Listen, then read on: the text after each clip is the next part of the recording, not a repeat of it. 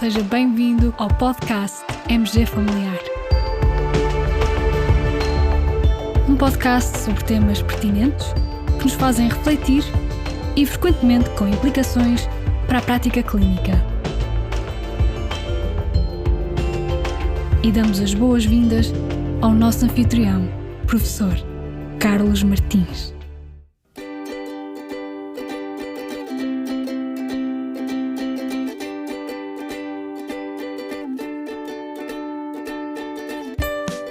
A Joana tem 46 anos e tem andado cansada. Nas últimas análises tinha anemia e a médica de família explicou-lhe que era por ter uma menstruação abundante. Caros colegas, para o tratamento médico da hemorragia menstrual abundante, qual será a melhor opção? O uso de anti-inflamatórios não esteroides, contraceptivo oral combinado, antifibrinolítico, por exemplo o ácido tranexâmico, o SIU com levonorgestrel ou ainda outra opção? Olá Sofia, hoje trazes uma convidada ao nosso podcast para nos ajudar a responder ao nosso quiz. Ora viva, sim, trago uma Joana, mas não é a Joana do caso clínico. É a Joana médica, nossa colega, especialista em ginecologia e obstetrícia no Hospital Pedro Espano e docente também na FMUP. Não é uma estreante connosco, de resto. Olá Joana. Muito obrigada pelo convite. Viva Joana, viva! Vamos começar pelo início. Joana, como se define menorragia? Bem, menorragia vem do latim meno, de menstruação, e do grego ragia, de sangramento. Consiste então em uma hemorragia menstrual que é abundante e que interfere na qualidade de vida da nossa mulher.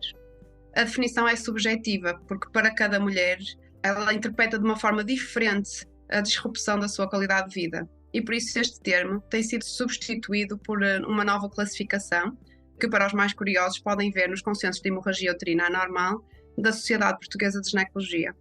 A prevalência de menorragia não é exata, mas é um problema frequente do nosso dia-a-dia, é um motivo frequente de consulta e pode afetar entre 20% a 50% das mulheres em idade fértil.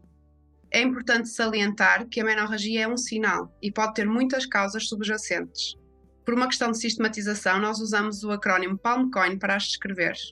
PALM é a alteração estrutural, por exemplo, os pólipos, a adenomiose, os leiomiomas e a hiperplasia e a malignidade, enquanto o acrónimo COIN corresponde às causas não estruturais, como as alterações da coagulação, as disfunções do ovário e do endométrio, as causas iatrogénicas, como por exemplo anticoagulantes, e deixamos um N para aquelas que ainda não são classificáveis atualmente. Muito obrigado, Joana. E Sofia, temos uma revisão da Cochrane que tentou precisamente responder a esta pergunta sobre qual o melhor tratamento para a menorragia. Queres partilhar connosco? Exatamente. A Cochrane publicou em maio de 2022 um resumo e uma meta-análise em rede de intervenções para a hemorragia menstrual excessiva. A parte do resumo faz um sumário da evidência de 9 revisões Cochrane que avaliaram a redução da hemorragia e a satisfação da mulher e que foram os marcadores primários, mas também a qualidade de vida e os efeitos secundários do tratamento como marcadores secundários. A seleção das revisões, a extração de dados, a avaliação do risco de viés foram efetuados de forma independente por 2 revisores e as divergências resolvidas por consenso. Já na parte da meta-análise em rede, os autores combinaram dados dos estudos para perceber quais as intervenções que apresentavam melhores resultados, com exceção para a qualidade de vida, em que foram feitas comparações 2 a 2, por pares de intervenções. Joana, ainda antes de irmos conhecer os resultados desta Network Meta-Analysis, queres partilhar assim um bocadinho connosco quais as principais opções terapêuticas nesta situação clínica? Nós temos muitas opções, quer farmacológicas, não hormonais e hormonais, quer cirúrgicas como a esterectomia ou a astroscopia. A escolha da melhor abordagem é sempre complexa e deve ser individualizada. O primeiro ponto a ter em consideração é a gravidade da hemorragia e o seu impacto hemodinâmico. O útero é um órgão muito irrigado e podemos mesmo ter hemorragias agudas graves com risco de vida que nos requerem uma intervenção agressiva. Depois, é importante como segundo fator nós consideramos a etiologia e vou dar um exemplo. Se a causa for uma sobredosagem de um anticoagulante, a correção do INR resolve a hemorragia sem precisarmos de um tratamento dirigido à ginecologia. E por isso temos sempre que determinar qual é a causa. A idade da paciente e a sua proximidade com a menopausa tem que ser tida em conta. assim como se deseja voltar a engravidar ou se já tem gravidezes.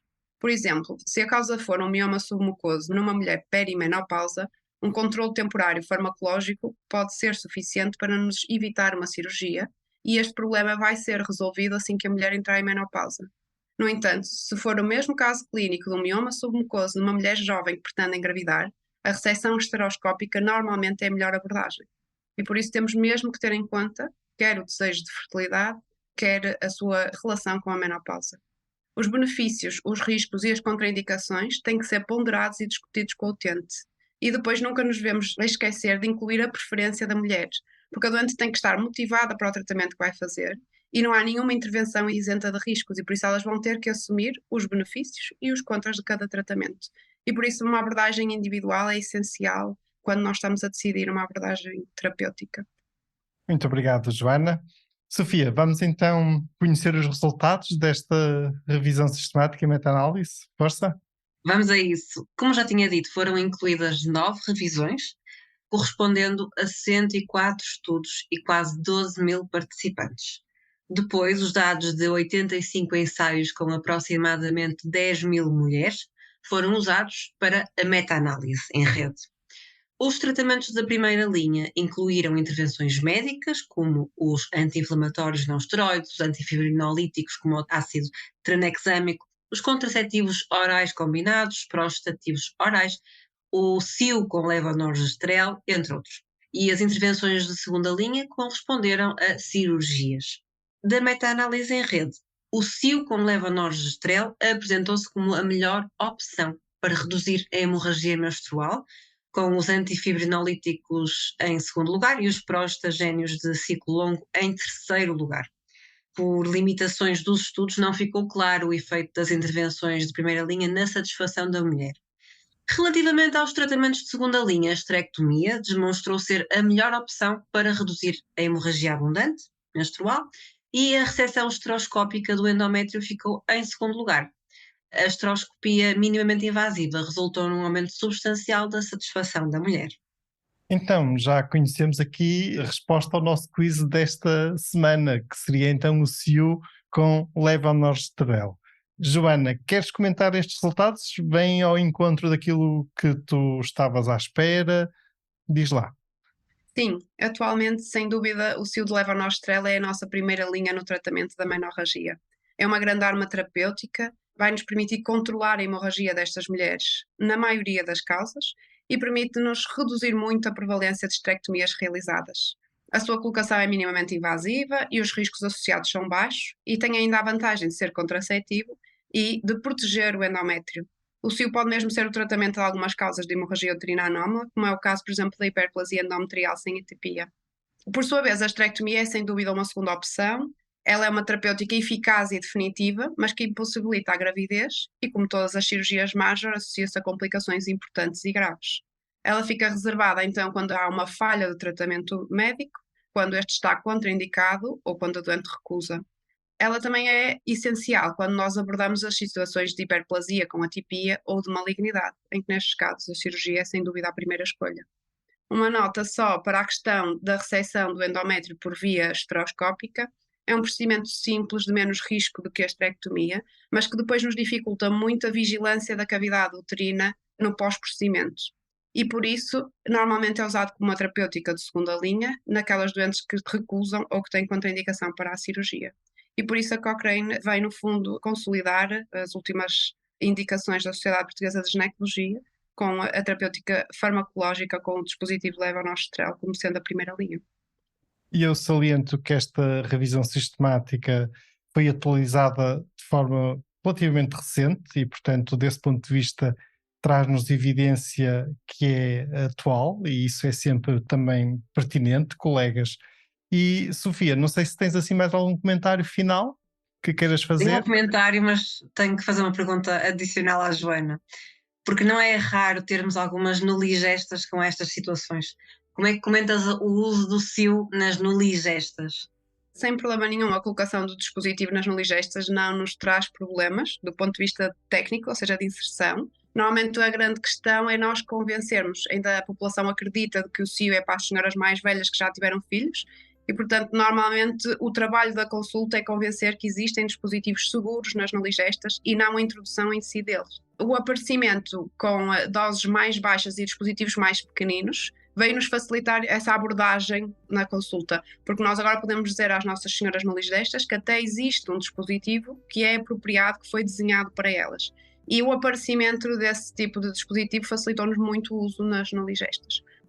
Então, obrigada. Eu só uma nota para encerrarmos, assim, acerca da parte das limitações. Para olharmos para esta revisão, de facto, os revisores tiveram uma confiança moderada, em alguns casos baixa, na evidência resultante, mas isto teve que ver sobretudo com o facto de alguns estudos não terem ocultação, ou seja, as participantes perceberem que tratamento estavam a receber.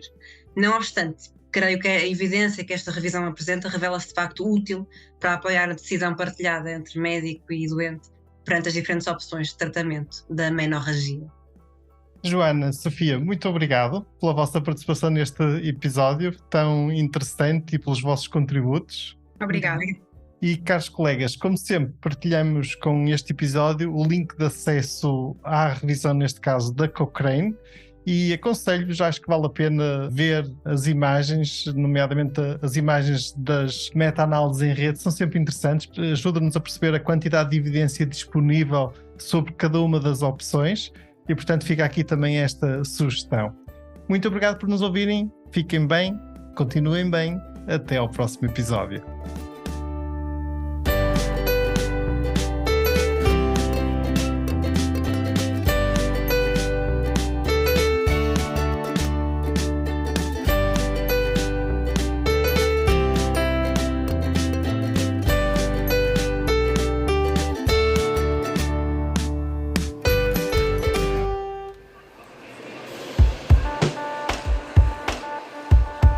Terminamos assim esta edição do podcast MG Familiar. Muito obrigada por nos ouvir. Se desejar completar a sua leitura, muitos dos conteúdos abordados neste podcast estão disponíveis em www.mgfamiliar.net. Até ao próximo episódio.